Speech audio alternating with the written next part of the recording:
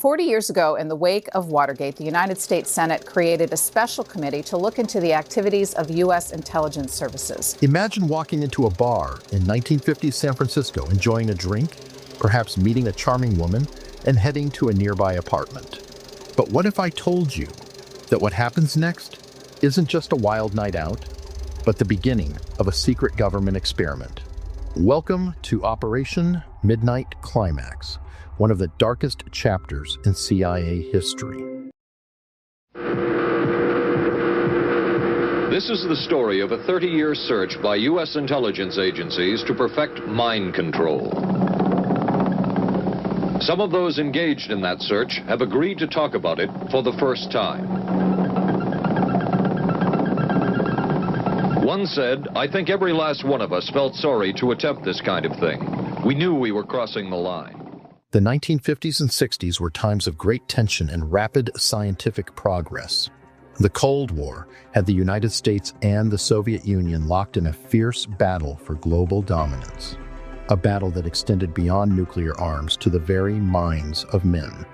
Amidst this backdrop, the CIA launched MK-Ultra, a top-secret program aimed at mastering mind control.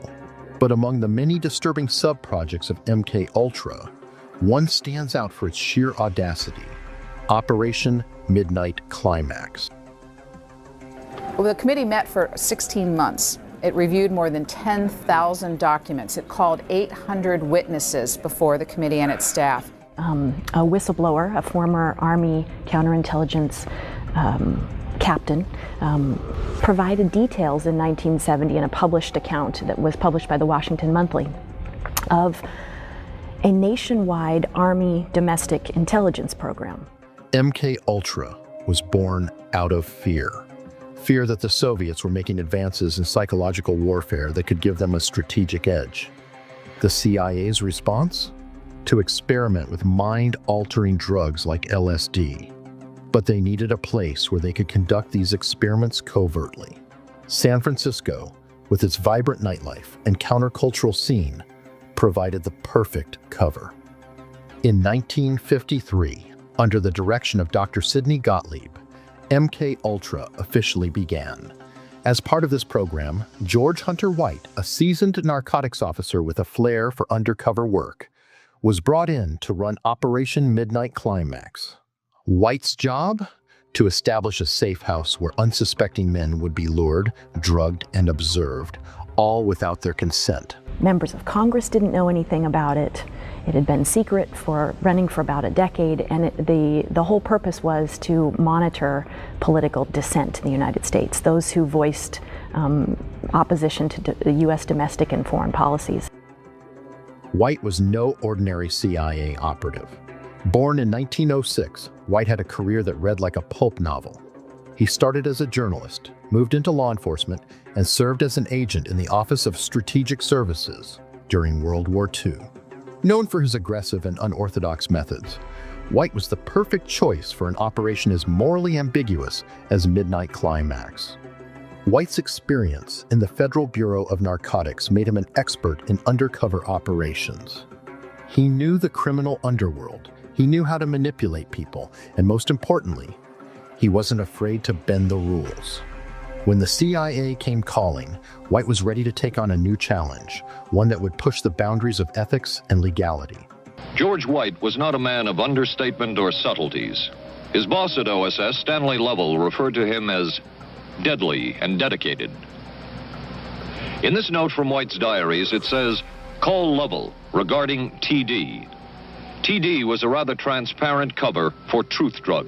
Operation Midnight Climax began with the establishment of a fake brothel in a discreet San Francisco apartment. White, with the help of the CIA, set up the safe house with two-way mirrors and hidden recording devices. The idea was simple: lure men into the brothel, dose them with LSD, and observe their behavior. All of this was done, of course, without the subject's knowledge. To make this work, White recruited local prostitutes, paying them to bring men back to the apartment.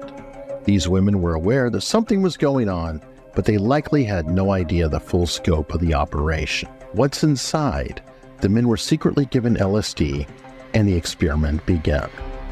Then you have another revelation, the third one now, to say that there are some intelligence abuses out there, and Congress doesn't seem to know much about them. The experiments conducted during Operation Midnight Climax were as unethical as they were secretive. The men who entered the brothel thought they were just having a wild night out, but they were actually part of a government experiment. The LSD was slipped into their drinks, and as the drug took effect, White and his team watched from behind the mirror.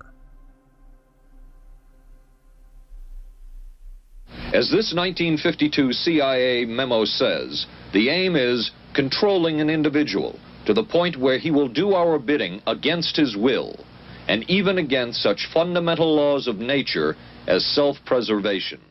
White's notes from these sessions provide a chilling look at the CIA's willingness to cross ethical boundaries.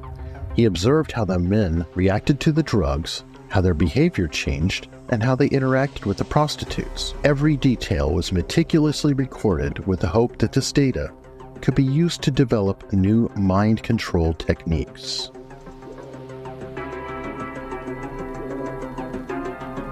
But it wasn't just about the drugs. The prostitutes were instructed to engage the men in conversation, to manipulate them, and to see how easily their behavior could be influenced.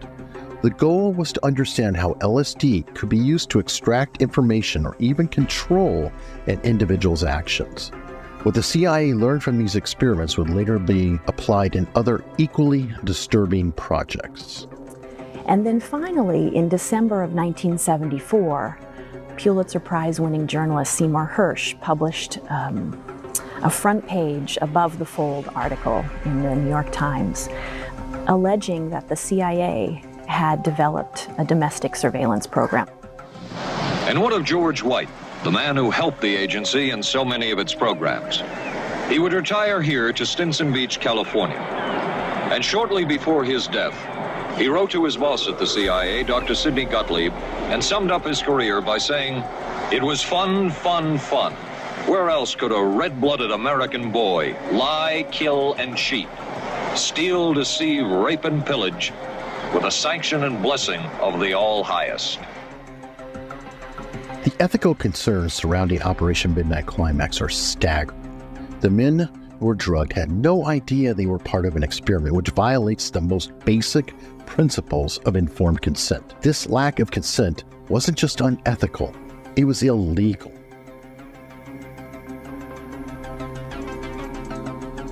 But it wasn't just the subjects who were exploited.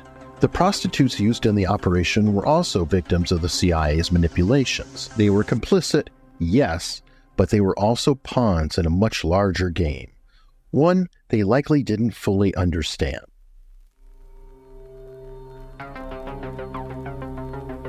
The legal implications of the operation are equally troubling.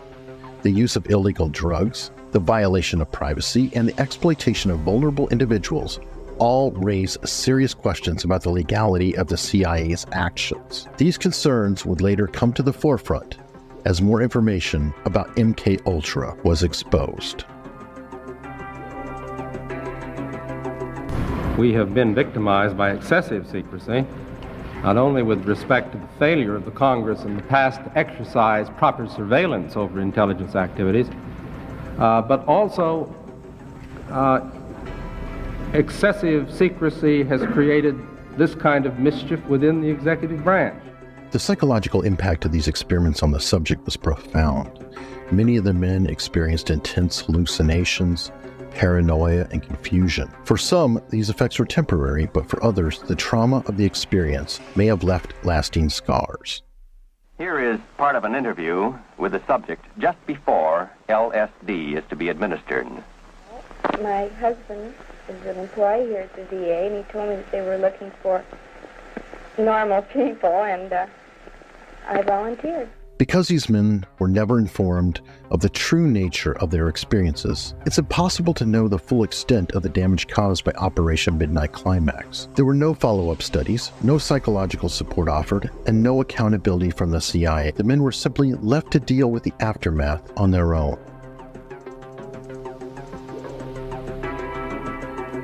This lack of accountability is perhaps the most disturbing aspect of the operation.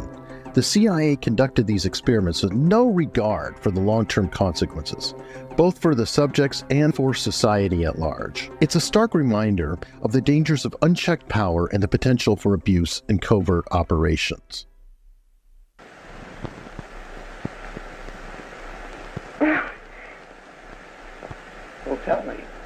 Well, I just couldn't. I couldn't possibly tell you.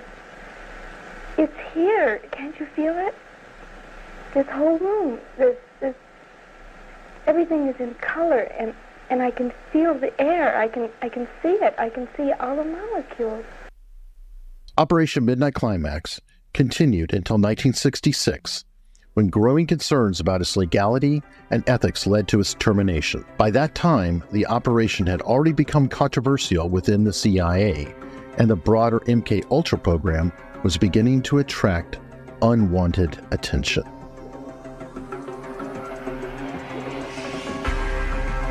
The public exposure of MKUltra in the 1970s, including Operation Midnight Climax, led to widespread outrage. Congressional hearings such as the Church Committee revealed the full extent of the CIA's unethical experiments, leading to significant changes in how the agency conducted its operations. He injects the drug into monkeys to find out whether he can duplicate man's LSD experience in the animal closest to man. Dr. Jarvik says that the LSD effects can be seen in the rhesus monkey, yet LSD remains an enigma. The backlash from these revelations forced the CIA to adopt new ethical guidelines and oversight mechanisms to prevent similar abuses in the future. But for those who were affected by Operation Midnight Climax, the damage had already been done. You have to approach LSD with trembling and with fear and with love to use it for harmony and beauty. What's going on in the United States today is a revolution in consciousness facilitated by these psychedelic chemicals.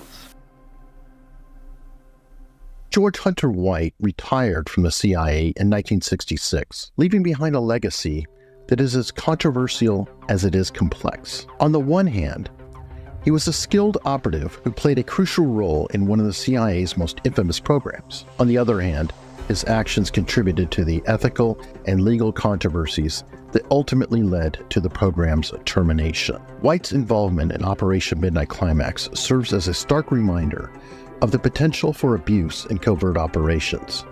His willingness to cross ethical boundaries in the name of national security. Today, George Hunter White is remembered not just as a CIA operative, but as a symbol of the moral ambiguities that can arise when the pursuit of knowledge and control takes precedence over human rights and dignity.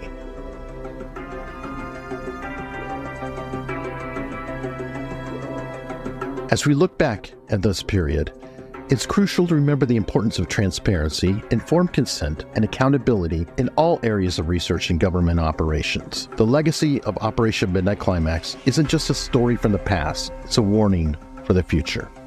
Were the Soviets into LSD? I'm going to have to say I'm sure they were. Thank you for watching. If you found this video insightful, please hit the like button, subscribe to the channel, and ring the bell for notifications on future videos.